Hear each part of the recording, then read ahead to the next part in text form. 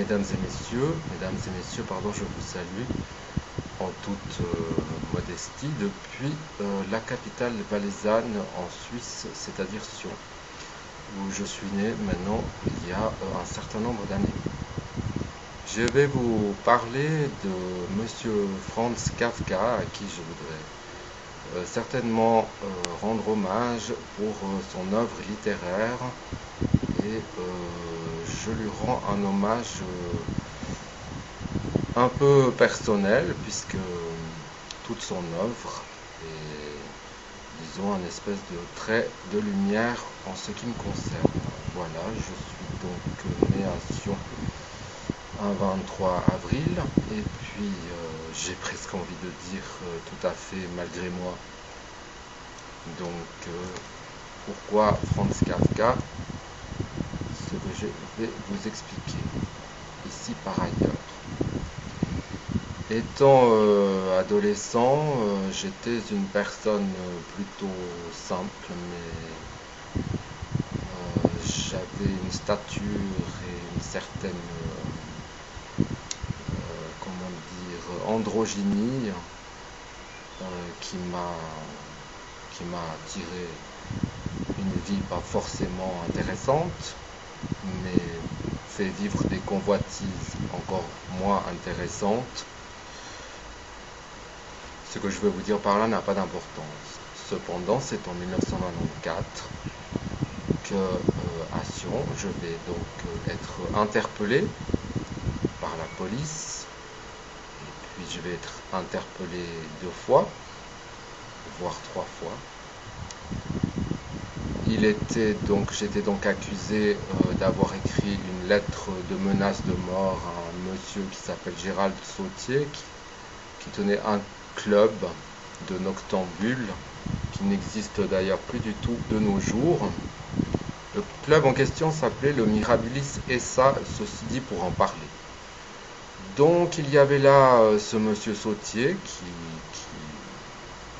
visiblement était un personnage à l'époque de la ville, qui sortait avec une certaine Ilham Vouillou, que je ne connaissais pas, et que d'ailleurs je n'ai jamais prêté aucune attention à cette femme ni à ce bonhomme, si ce n'est au surplus que quelquefois il m'aurait offert pas mal de verres à son comptoir, le Mirabilis, ce que j'acceptais volontiers puisque ces verres étaient bienvenus. Donc ils étaient proposés sans équivoque, mais il y avait bien d'autres équivoques là derrière, ce que vous pouvez comprendre plus tard entre les lignes de mon message. Donc j'étais accusé d'être amoureux de cette... excusez, mes lunettes ne tiennent pas. De cette mademoiselle Vouillou, Ilham, je ne prêtais pas d'attention à cette femme parce que je la trouvais, comment dire, harconnée dans le strass et les paillettes, et puis avec un genre faussement bourge, et puis un genre, disons, un genre de personne un peu m'as-tu vu Bref, ces gens-là ne m'ont jamais attiré de quelque forme que ce soit, et j'en suis fier. Des gens qui ne m'intéressaient pas, qui étaient, disons, très dévolus dans le paraître et existaient par le paraître, bref.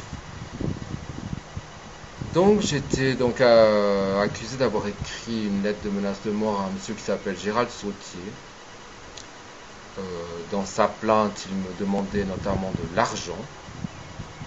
Et pour me confondre, il avait donc pris une carte postale, probablement à quelqu'un de mes amis à qui j'avais écrit une carte de vœux, pour donc me confondre. Et puis bien sûr, il fallait donner de l'argent. Évidemment, comme j'étais suivi par un médecin à l'époque, je n'étais pas vraiment amoureux de mademoiselle Vouillou. Premièrement, je n'ai jamais aimé le genre de cette femme. Je la trouvais complètement superficielle et sa beauté ne m'a jamais interpellé de quelque sorte que ce soit. Donc c'est des gens que j'ai toujours pas spécialement ignorés, mais moi j'avais d'autres amis, d'autres genres de personnes que je fréquentais, et en tout cas pas ce genre de parvenus à 2 balles. Donc voilà, je vais être poursuivi par Jean-Luc Ador, un espèce de juge à l'époque, qui va me faire enfermer dans des cachots sous la planta, où il n'y avait pas d'oxygène. Je ne sais même pas pourquoi. Donc j'étais poursuivi de plusieurs infractions. Et notamment, je vais être enfermé au cachot et ressorti du cachot. On va fouiller chez moi, on va rien trouver. On va faire une expertise graphologique qui n'a rien prouvé. Finalement, je vais prendre un avocat, maître Laurent Schmitt, qui lui-même va offrir ses honoraires plus tard à mes parents parce que lui-même ne savait pas comment me défendre, tout au moins à l'époque, ce qui est pardonné de nos jours.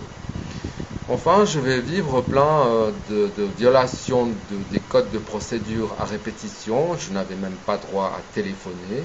J'étais incarcéré alors que je n'avais plus de travail dans un état de santé qui était très scabreux. Donc il va y avoir de l'humiliation, de l'insulte et de la maltraitance. Je ne vais pas m'épandre là-dessus. Voilà ce qu'on appelle un peu une affaire kafkaïenne. Gérald Sautier va retirer cette plainte plus tard parce que je lui ai bien fait comprendre qu'il n'aurait jamais rien de ce qu'il voudrait, ni argent, ni même le reste, et qu'il pouvait garder cette espèce d'Ilham Vouillou qui était à mes yeux plus ridicule qu'autre chose, puisque c'est une espèce de m'as-tu vu à l'époque que je trouvais, je dois dire, quelque peu inintéressante que grotesque. J'ai souvent peut-être éconduit dans l'ignorance ces gens-là. Bon, c'était d'une fréquentation d'une de mes cousines de l'époque, une cousine à moi que en l'espèce, qui était très pareil que son amie, donc que sa copine, dans un registre de femmes autant inconsistantes qu'inintéressante. Bref, j'ai donc été lavé de toutes ces accusations et la plainte a été retirée par les soins de Gérald Sautier et il n'aura donc pas eu d'argent de ma part ni quoi que ce soit d'autre, puisqu'encore à la police on va me déclarer que ce monsieur Sautier a été viré de l'école de police parce qu'on avait remarqué que, disons, il y avait peut-être un problème avec la réalité de ce monde. Ce qui ne m'étonne guère. Toutes ces investigations de police et tout cet acharnement procédurier sur ma personne, entre perquisitions à domicile, d'ailleurs on n'a rien trouvé, et interrogatoire, et toute cette enquête qui n'a rien donné, m'ont fait vivre une affaire qu'on appelle kafkaïenne. Donc après ça, quelques années plus tard, Monsieur Jean-Luc Ador est tombé de son fauteuil. Donc il a fait la une de toute la presse suisse pour avoir été évincé de la justice valaisanne. Ceci, c'est tout un commencement d'un contentieux où je vais avoir un certificat médical plus un avocat contre une justice prédatrice, que je dirais qu'elle a été inoculée par des prédateurs. Et puis je pourrais bien sûr me poser dans le rôle de la victime. Et finalement, on pourrait se demander qui sont les victimes et qui sont les prédateurs. Ceci dit, juste pour rire. Misanthrope, non. Ça, c'est encore pour se marrer. Mais toute cette affaire va perdurer dans la quête qu'on reconnaisse le dol et le contentieux et l'acharnement procédurier dont j'ai été victime. Et ça va continuer de s'épandre parce que, profitant que je ne pouvais plus travailler, on va me forcer et m'imposer une tutelle Et pendant 15 ans, on va manœuvrer mes droits civils avec un droit des tutelles daté de 1914-1917, où on croit tout se permettre. Absolument tout se permettre. Ce qui va de violation des droits fondamentaux des individus, qui s'en va jusqu'au mépris, le mépris total d'une personne qui est démunie et en phase de maladie, due à toutes ces offensives judiciaires. Et là, vraiment, c'est un cheptel et un parcours judiciaire avec cette justice valaisanne digne de David et Goliath.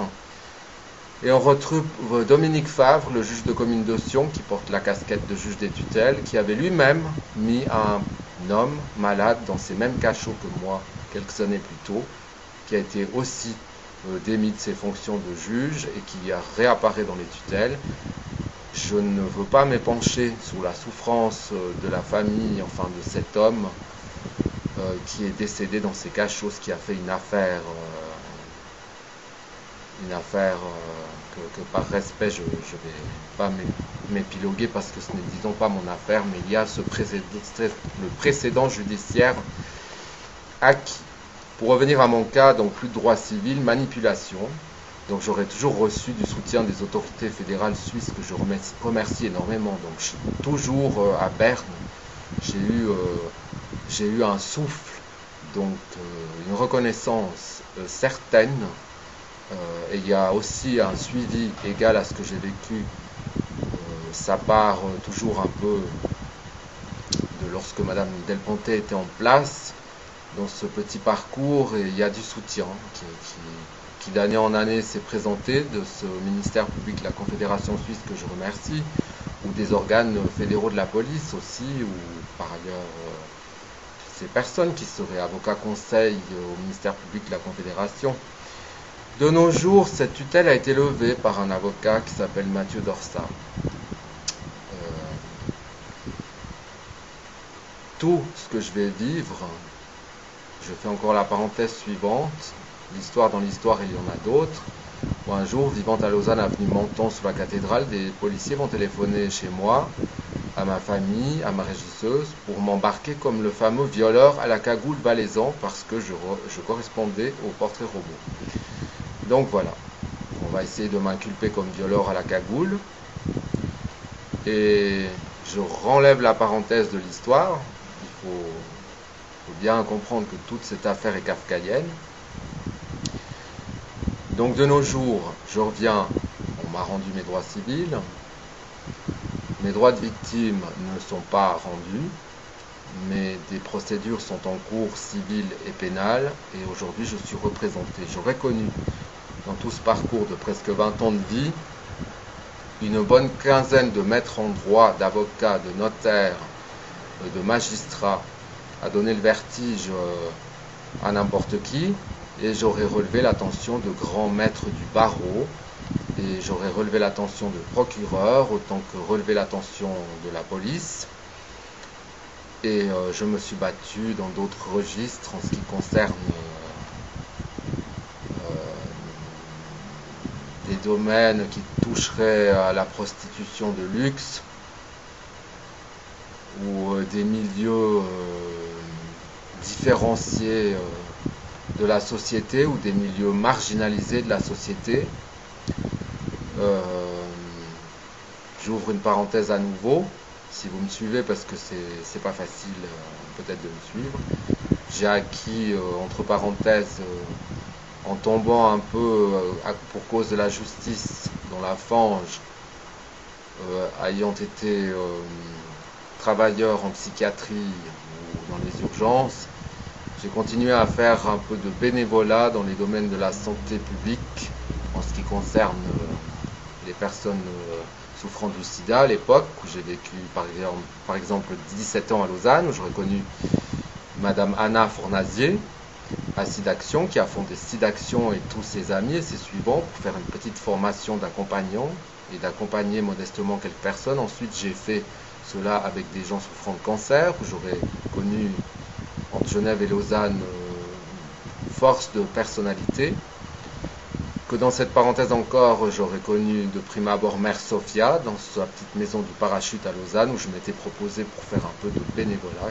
C'est peut-être Mère Sophia c'est peut-être cette rencontre aussi dans cette envie que j'avais d'être bénévole, qui m'a aiguillé sur des petits cours qu'on donnait dans l'associatif naissant vaudois, ce que j'aurais connu, et je ne vois, pour venir en aide aux gens souffrant il y a 15-20 ans du sida, ce qui était assez terrible, et du cancer, ce qui est toujours terrible, de nos jours peut-être moins pour le HIV. Mais j'ai fait des rencontres émouvantes, et justement dans toute cette fange de société, cette marginalité dans laquelle je me suis retrouvé propulsé à cause de la justice valaisanne, j'aurais rencontré probablement les êtres les plus enrichissants et lumineux que je remercie d'avoir rencontrés. Je referme cette parenthèse et je reviens à la justice valaisanne de nos jours.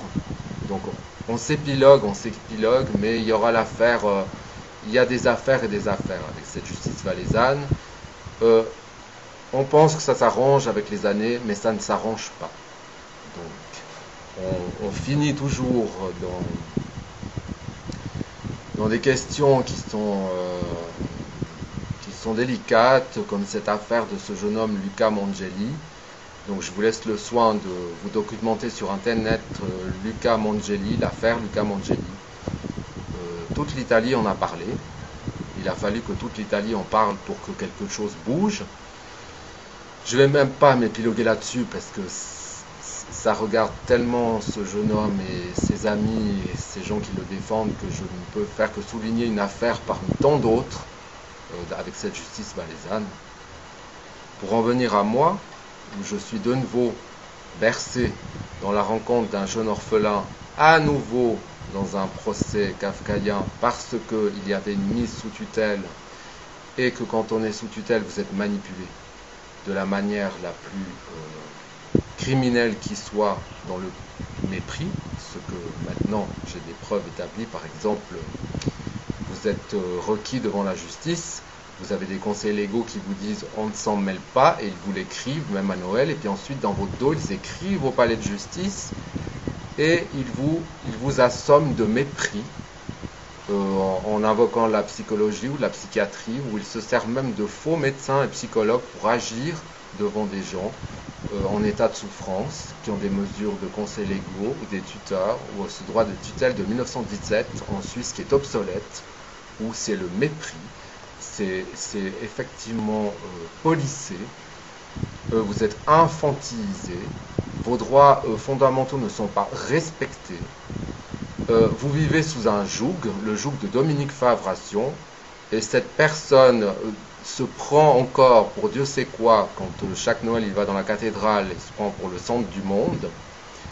Donc avec le passé chronique comme ancien juge cantonal qui a fait des victimes et qui a continué à faire des victimes dans ce mépris de tout ce qui est invalide, de tout ce à qui on retire les droits civils parce qu'il y a des contentieux contre l'État, parce qu'on méprise les gens, parce qu'il n'y a pas de place ici quand ça ne va pas.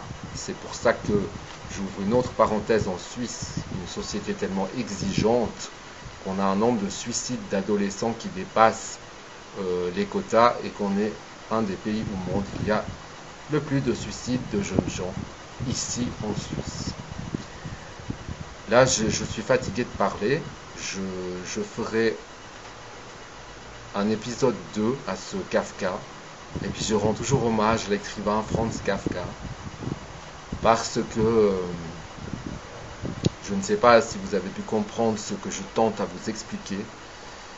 Mais je peux vous dire que le vivre, ça s'appelle kafkaïen. Donc je remercie pas les autorités valaisannes ni la justice, mais alors je remercie plutôt les autorités bernoises de la justice et le ministère public de la Confédération. Je finirai de remercier la justice valaisanne quand elle se sera remise en question. Je remets une parenthèse suite au prochain épisode.